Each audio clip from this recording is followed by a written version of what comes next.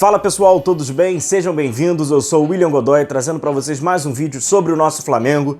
Por aqui no canal, você já sabe, a gente debate notícias, opinião, análise tática, informações sobre o nosso Flamengo, beleza? Então hoje já deixar o convite, cara, além de pedir sempre, né, pra vocês, aqueles protocolares pedidos, já estão cansados de saber, mas é importante pra gente lembrar, deixar o seu like, se inscrever, né, a galera que tá se inscrevendo agora, sejam todos muito bem-vindos, conto aí com a força e com o apoio de vocês. Hoje nós temos a nossa resenha pré-jogo, 8h30 da noite, combinado? Então, antes da bola rolar no estádio do Maracanã, Flamengo e Corinthians, esse grande jogo entre duas maiores equipes do país, você conecta aqui pra gente fazer o nosso pré-jogo 8h30. Falando em Flamengo e Corinthians, a gente fala de uma invencibilidade do Flamengo que já dura 8 jogos. Nos últimos 8 jogos, o Flamengo venceu 7, empatou 1 e não perdeu nenhuma. Então o Flamengo vai acumulando aí um excelente histórico contra o Corinthians nas últimas 8 partidas, marcou 20 gols e sofreu apenas 5. E o jogo mais recente entre eles, né, foi até no começo do trabalho do Renato Gaúcho. O Flamengo venceu lá na Arena Corinthians por 3-1. O Flamengo fez uma partida muito boa, uma partida muito dinâmica, muito intensa.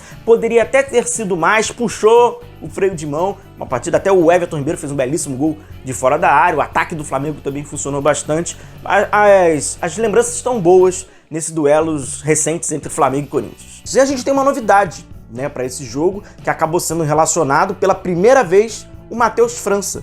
O Matheus França, que é um desses destaques, né, do Flamengo na categoria sub-17, depois na categoria sub-20, vai ter a primeira oportunidade de ser relacionado, ir para um grandíssimo desse jogo, Flamengo e Corinthians no Maracanã, torcer para ele ter sucesso. Obviamente o garoto deve estar todo empolgado, nervoso, aquele friozinho na barriga, como os atletas até falam, né, eles lembram a primeira vez que eles são relacionados com o profissional. Então aí uma oportunidade para o Matheus França. Se vai jogar ou não, a gente não sabe, mas certamente ele terá a oportunidade para jogar mais à frente, talvez até contra o Grêmio, que é onde o Flamengo vai jogar completamente reserva, tal, talvez até complete com uma garotada. Então o Matheus França aí já, daqui a pouquinho, deve estar jogando, se não for na partida de hoje, mas já é relacionado, já é um passo, né, nessa carreira de atleta como profissional, fazendo essa transição. O Matheus França, que é um dos destaques, como a gente falou, da equipe sub-17 e do 20, tão capacitados e tão competentes, garotos até conquistaram um título e tudo. Então Matheus França iniciando. Vamos passar a escalação do Flamengo para esse jogo, o último jogo do Flamengo à frente da sua torcida, né? Hoje então é, em aspas, uma despedida do time com a torcida, da torcida com o time do Flamengo, porque o Flamengo vai parar, vai ter uma parada em Porto Alegre, onde ele fará 2 jogos pelo Campeonato Brasileiro, Inter e Grêmio, e aí em seguida ele já vai direto para Montevidéu, já vai direto para o Uruguai para a decisão da Copa Libertadores. Então a última relação agora, arquibancada-campo, é esse jogo contra o Corinthians. O Flamengo, ele infelizmente, ele não divulgou a relação de ingressos vendidos, né, atualizados, agora não trouxe pra gente lá no grupo da assessoria de imprensa do clube, mas a gente sabe que tem uma grande procura, a gente já imagina cerca de 40 mil torcedores presentes hoje no Maracanã, no mínimo, para esse duelo entre o Flamengo e o Corinthians. É o último, né, o último contato da torcida com o time. E o Flamengo que vai a campo. É uma repetição do que foi contra o São Paulo, nessa vitória, né, nessa goleada no Morumbi, com algumas mudanças em relação à condição médica, à condição clínica desses jogadores. O que foi treinado, inclusive, pelo técnico Renato Gaúcho, no gol, o Hugo Souza, vai mantendo, né, vai tendo essa sequência, o terceiro jogo consecutivo.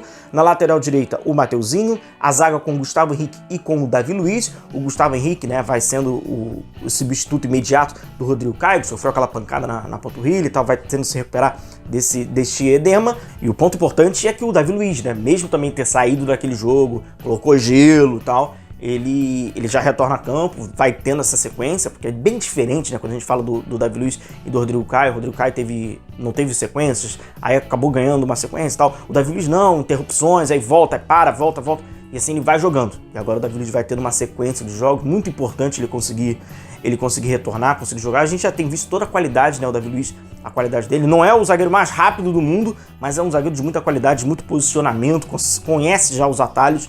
Isso obviamente facilita o seu jogo, o jogo da sua dupla e o jogo defensivo, né, de toda a organização defensiva do Flamengo. Então muito importante o Davi Luiz poder ter essa sequência e jogar com o Gustavo Henrique, jogar ao lado do Gustavo Henrique, que jogou contra o Bahia, né? Até antes desses minutinhos contra o São Paulo, ele jogou com o Gustavo Henrique fazendo essa dupla de zaga ali pelo Gustavo Henrique pelo lado direito, né, que gosta de jogar pelo lado direito, e o Davi Luiz ali mantendo o lado esquerdo. Lado esquerdo segue com o René, Felipe Luiz podendo ter expectativa do Felipe Luiz reentrar durante o jogo, resta ali saber como vai ser administrado. O Felipe Luiz já está no período final dessa transição, estando já preparado, né? Todos preparando, né? Aos pouquinhos o Flamengo vai preparando todos para o dia 27. O meio-campo com o Thiago Maia como o primeiro homem do meio-campo e mais à frente dele o Andreas Pereira, Everton Ribeiro, Michael e lá na frente a dupla de ataque Bruno Henrique e Gabigol. É um Flamengo, né, naquele 4-4-2, com aquela variaçãozinha do 4-2-2-2, com as movimentações, obviamente, porque não é jogo de totó, né? Então é esse Flamengo muito, muito semelhante ao que foi contra o São Paulo. Inclusive, quando a gente fala do Michael, eu aproveito e deixo um gancho,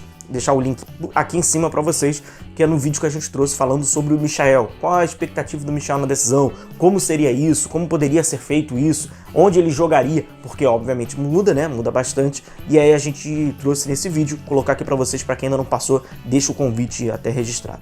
Ponto também importante nessa escalação, a presença de Thiago Maia e de Andrés, o Thiago fazendo o primeiro homem, né, ali em aspas, substituindo o Ilharão, e o Andrés, como já está habituado ali como segundo homem. São dois jogadores com uma característica de finalização de fora da área.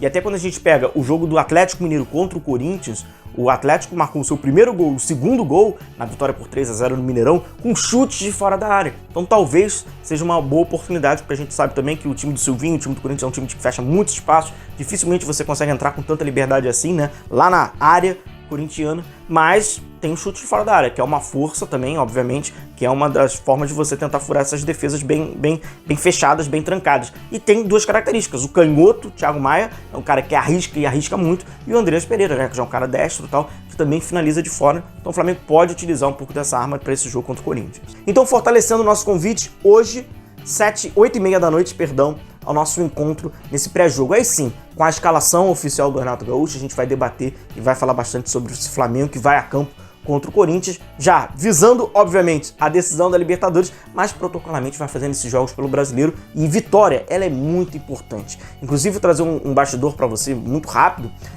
no último final de semana agora, né, na segunda-feira, aniversário, inclusive, do Flamengo, na Gávea tiveram algumas confraternizações, né, teve a estátua do Raul, e houve também a estátua ali, os bustos, né, do Moser. Tava lá o presidente Rodolfo Landim, alguns diretores do Flamengo, e o clima mais leve, algo mais tranquilo. Claro que vem com a vitória sobre São Paulo, a preparação vai ficando um pouco mais fácil, o clima vai melhorando, que de fato é aquilo que é necessário para todo time, né? Você ter realmente um clima mais de autoconfiança, um clima mais leve, um clima mais favorável, pensando, imaginando o quanto é importante essa decisão. Então lá na Gávea, né? Foi na Gávea, na sede oficial do Flamengo, onde teve, né, algumas celebrações do aniversário do clube, 126 anos, o clima um pouco mais leve, o ar um pouco mais leve, até porque o Flamengo fez algumas vitórias, alguns resultados positivos, e principalmente porque vinha de uma goleada histórica sobre o São Paulo no Morumbi, beleza? Então é importante também a gente ressaltar essa importância da vitória, a importância de vencer esses jogos até a preparação para a Copa Libertadores. Então,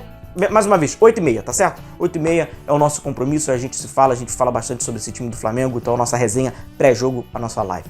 Forte abraço a vocês, continue se cuidando, a gente vai se vendo, até logo mais, um abraço, tchau, tchau.